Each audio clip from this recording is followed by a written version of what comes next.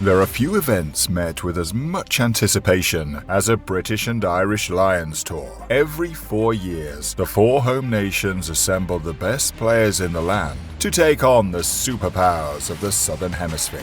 A tradition going back since 1888, the prestige of the Lions is unparalleled, and only the best of the best receive the honor of pulling on the red jersey. Over the last 137 years, the Lions have had hundreds of world-class players, and so we've decided here at WatchRugby to pick an all-time Lions 15.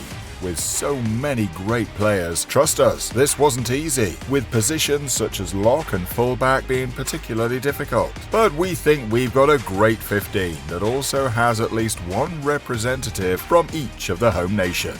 So join us as we turn selector, and be sure to let us know if there's any players you would have chosen instead down in the comments. Be sure to like and subscribe so that we can keep bringing you the best rugby content. Now, let's get back to the Lions. It's very likely that the first player who comes to your mind is former England centurion Jason Leonard. However, as great as Leonard was, he has to settle for an honourable mention and make way for a certain Scotsman. Few will remember that legendary coaches Ian McGeechan and Graham Henry both selected the late Tom Smith to start all 3 tests in both the 1997 and 2001 tours to the Southern Hemisphere ahead of Leonard. Not the biggest prop by modern standards, Smith more than made up for it with his superb scrumming ability and great handling skills. An unsung hero of the successful 97 tour and a mainstay during the 2001 tour, Smith ended his career with 6 British and Irish Lions caps to his name. Gone, but never forgotten. While most positions in this video were very difficult to select, hooker appeared to be perhaps the easiest of them all, and that should come as no surprise when you have the first ever World Player of the Year in your ranks. Keith Wood was the best hooker in the world for a large part of his career, and comfortably starts in our all-time British and Irish Lions team.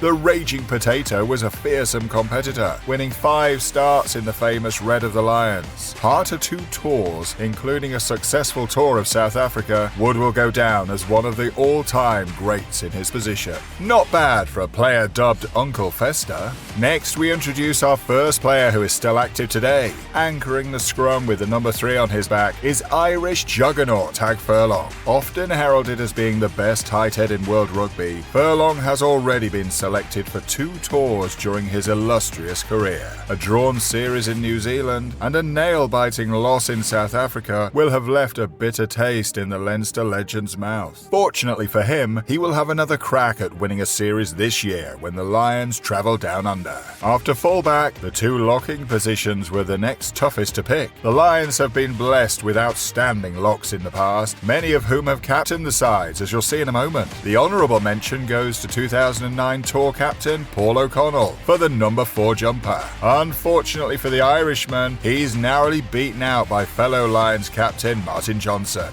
The Englishman captained the Lions on both the 1997 tour to South Africa and the 2001 tour down under. Known for his fearless playing style and excellent leadership, Johnson also captained England to a famous World Cup crown. The first man to ever captain the Lions on 2 tours, Johnson won 8 caps in the red jersey. Picking a partner for Johnson wasn't easy. Our honourable mention goes to 2021 tour captain and the most capped rugby player of all time, Alan Wynne-Jones. However, there could be no looking past the most capped Lion of all time. When you think of the Lions, one of the most iconic figures that comes to mind is none other than the great Willie John McBride. The Irish legend won 17 caps for the Lions, touring with the side in 1962, 1966, 1968, 1971, and finally in 1974. He was named as captain of the 1974 tour in his final swan song in the colours of the Lions. A key part of the successful tours in 1971 and 74, Willie Johnson's legacy as a Lion remains unmatched. When choosing a 6th flank for your team, you want someone who does the hard yards so that others can shine. Someone who brings a tough, no-nonsense edge to your team. And few did that better than World Cup winner Richard Hill. The Englishman represented the Lions during the 97 and 2001 tours and went on to win 5 caps for the British and Irish Lions. Lions. At 7, we've chosen a player who doesn't always get the flowers he deserves. The youngest ever tour captain, Sam Warburton, retired from the game far too soon at the young age of 29. It is quite incredible to think then that the Welshman was named as tour captain in both 2013 and 2017, becoming only the second man after the earlier mentioned Martin Johnson to captain 2 touring sides. Under Warburton's leadership, and with the help of his expert jackling skills, the Lions won a series down under in 2013 and drew to New Zealand in 2017. If not for his injuries, Warburton would have certainly added to his 5 Lions caps. As great as Lawrence Dallaglio was for England, he only earned 3 caps in the Lions jersey, and therefore has to settle for an honourable mention. He makes way for one of the all-time great Lions, Mervyn Davies, the first Welshman in our team to herald from the great side of the 70s. Davies was praised by the legendary Colin Meads as being the most impactful player of the 1971 tour win to New Zealand. Willie John added to that sentiment by stating that he was even better in the winning tour to South Africa in 1974. Not bad for Merv the Swerve. Alongside Keith Wood, scrum half was a no-brainer, and that's because we are talking about arguably one of the greatest rugby players of all time. A stalwart in the Welsh team of the 70s, Gareth Edwards set the world alight with his game-breaking ability and was even knighted for his contribution to the sport. A key member of 3 tours, Edwards won rare back-to-back series in New Zealand and then in South Africa, finishing his career with an incredible 10 caps for the prestigious British and Irish Lions. A worthy nominee for rugby's Mount Rushmore.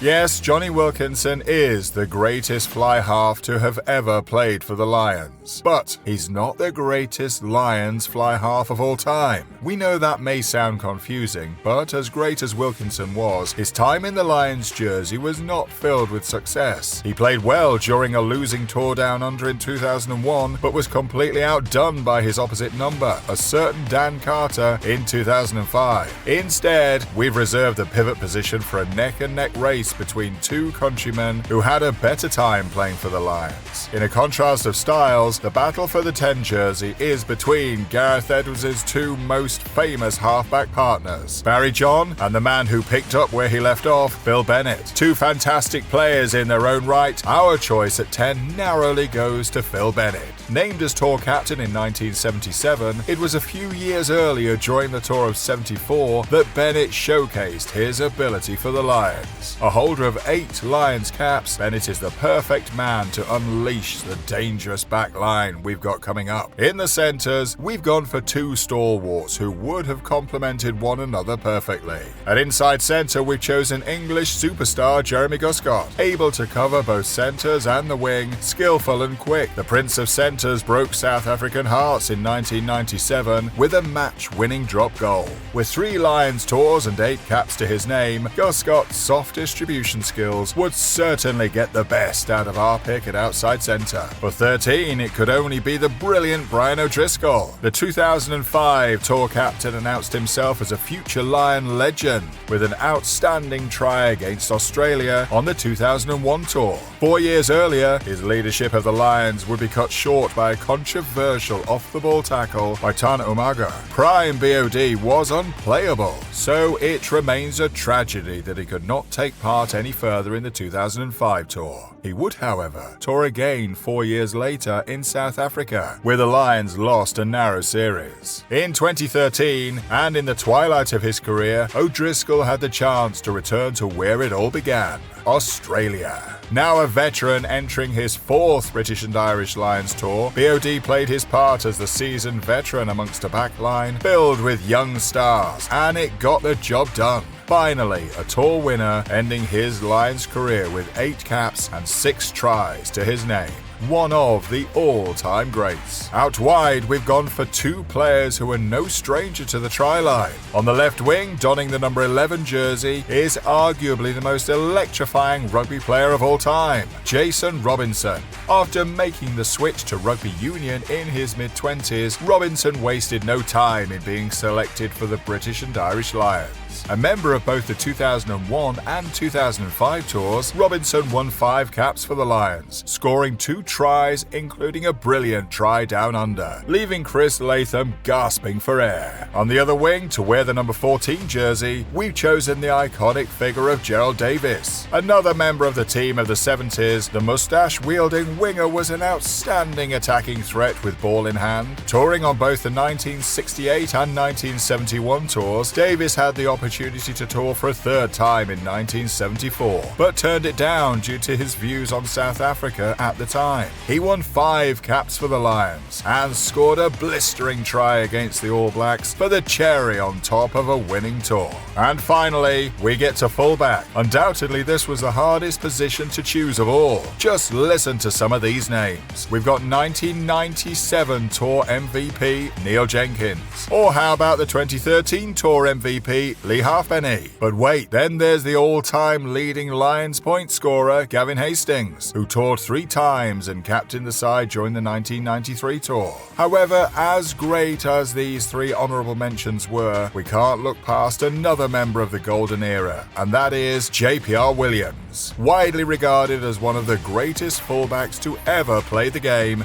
JPR won both the tours he was part of. First in New Zealand in 1971 and then in South Africa in 1974. A phenomenal counter-attacking runner, his accolades truly speak for themselves. With 8 caps to his name, JPR Williams will be remembered as one of the best to ever pull on a Lions jersey. With so many tour captains in the mix, we've gone with Martin Johnson to captain the side. Let us know if you agree. The 2025 tour to Australia is just around the corner. Do you think there could be any shocking conclusions after that tour into an all-time 15? But if you're looking for something else to shock you, then look no further than the greatest underdog story ever, or our ranking of every World Cup winning sides. Both videos should be appearing on your screen right about now. Be sure to subscribe to the channel and give this video a like. Until next time, thanks for watching.